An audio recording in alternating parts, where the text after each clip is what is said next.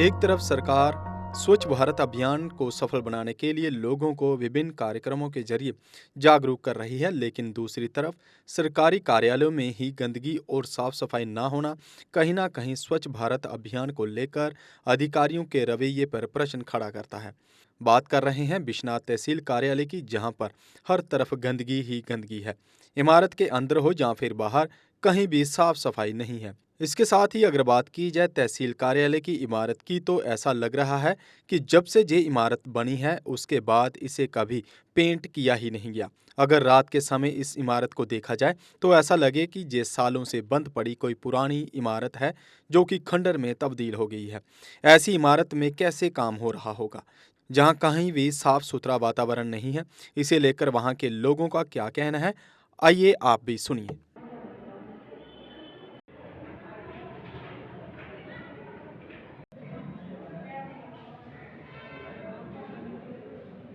आपके माध्यम से ये सरकार को आगाह करना चाहता हूँ कि हमारा जो तहसील कार्यालय है ये बहुत ही पुराना बना हुआ है।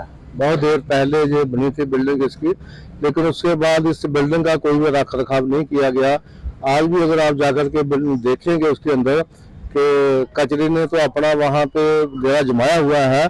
जो बिजली के स्विच है वो भी बोर्ड टूटे हुए हैं और बहुत सी जगह पर क्रैक आई हुई है, जिससे यहाँ पे आने जाने लोगों के लिए एक बहुत परेशानी है। और ये बिल्डिंग कभी भी रह सकती है, जिससे यहाँ पे जितने लोग यहाँ पे आते हैं, कुछ सरकारी अधिकारियों के कार्यालय हैं और बहुत सा रिकॉर्ड है जो कि एक हमारे समाज की एक धरोहर है, तो वो सारा का सारा रिकॉर्ड भी डिसमेंटल हो सकता है अगर बिल्डिंग गिर जाएगी।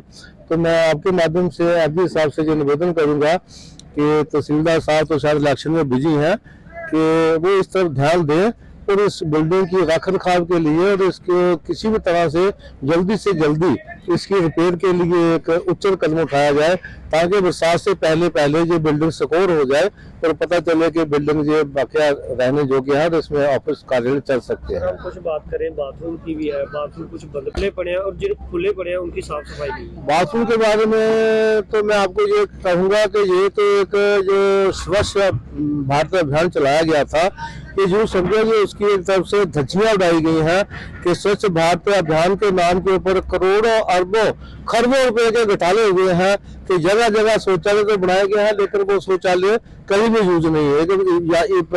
इसका जो बाथरूम है वो तो वैसे बंद रहते हैं वहाँ पे।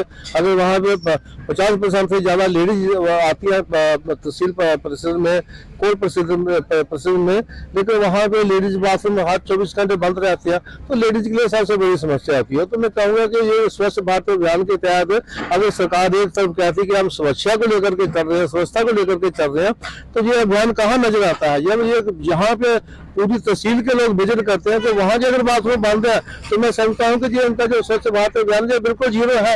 केवल एक सरकार का ये पैसे बचाने का है कि इसके ऊपर कोई आंख नहीं उठाएगा, लेकिन ये बहुत ही बुरी बात है कि सरकार को चाहिए कि इस तरफ ध्यान दे। जय हिंद, जय भारत। मैं आपको जो आपके माध्यम से जो तहसीलदार साहब को जो अपील करना चाहता हूँ कि आए दिन लोग जहाँ पब्लिक आती रहती है, मैंने खुद जहाँ पर दौरा किया, चक्कर लगाया, जहाँ के बाथरूम देखो, जहाँ की साफ सैनिटेशन का इतना बुरा हाल है कहने की बात नहीं।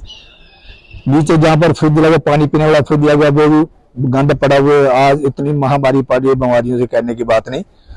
तो मैं जो अपील करता हूँ तहसीलदार साहब से कि इस बिल्डिंग की तरफ ही तवज्जो दी जाए।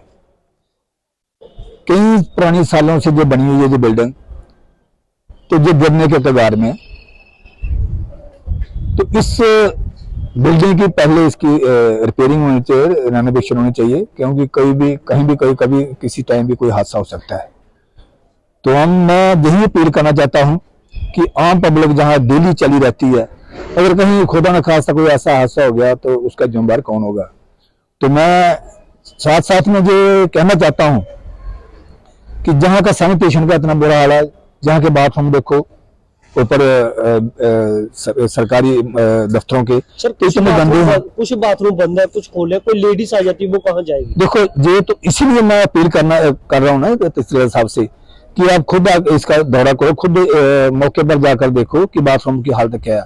बाहर से गेस्ट आते हैं, लेडीज आती हैं, जेंट्स से तो कहीं भी आदमी बाथरूम कर सकते हैं, लेडीज के लिए बड़ा मुश्किल है। बाथरूम पूरे ब्लॉक कुछ ब्लॉक वो रखे। मैं चाहता हूँ, अपील करना चाहता हूँ कि इसकी तरफ तवज्जो दी जाए और साफ सफाई की तरफ, और खासकर ये जो बिल्डिंग है बहुत पुरानी बिल्डिंग है, इसकी तरफ तवज्जो दी और इसकी मतलब रिपेयरिंग कराई जाए। इसके लिए मैं ये भी कहना चाहता हूँ, इसके लिए आप हाई अथॉरिटी से आप एक लेटर लिखो, हाई अथॉरिटी को बताओ कि देखो, अगर मौका देखो, अगर नीडफुल है तो फिर करो, अगर नहीं नीडफुल तो मत करो। तो मेरी यही अपील है कि खासकर देखो जो बिजली के बोर्ड है बिल्कुल टूटे पड़े हुए हैं। कोई भी आदमी ऐसे आकर के, जैसे बुजुर्ग आदमी को आ जाए, उसका हाथ दीवार के साथ लगाएगा तो कोई भी हादसा हो सकता है, हादसा उसके अंदेशा है। इसलिए मैं बोलता पूरी की पूरी की तरफ बिल्डिंग की तरफ तवज्जो दी जाए और जितने भी इनके इसके बोर्ड से बिजली के लगे हैं वो बाथरूम वगैरह उनको रिपेयर कराया जाए। जय हिंद, जय भारत। साई ओम पावर सिस्टम लाए हैं होली धमाका ऑफर। अब हर एक्साइड नियो ई रिक्शा की खरीद पर पाएं एक 32 इंच की LED और 5100 रुपए का discount. Exide neo Bharat e rickshaw अब करे डबल काम, चाहे बिठाओ सवारी या फिर ढोलो सामान। जबकि एक्साइड नियो ई रिक्शा अब हो गया है पहले से अधिक पावरफुल, क्योंकि अब इसमें लगाई है 1200 वॉट की मोटर और नया व बड़ा डिफरेंशियल। जबकि चढ़ाई चढ़ने के लिए अब आ गया है इसमें पावर गियर। एक्साइड नियो अब आया है नए रंगों व फीचर्स के साथ।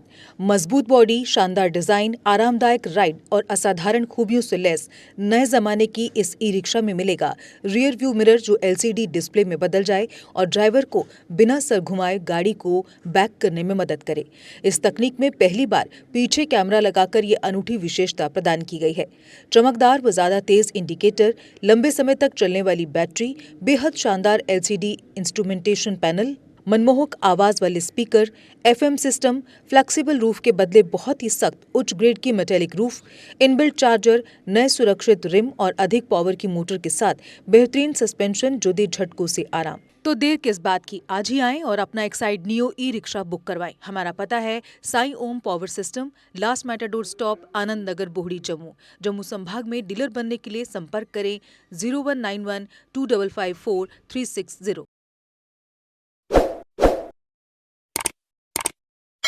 जम्मू कश्मीर की खबरों के लिए जुड़े रहिए JK अपडेट के साथ।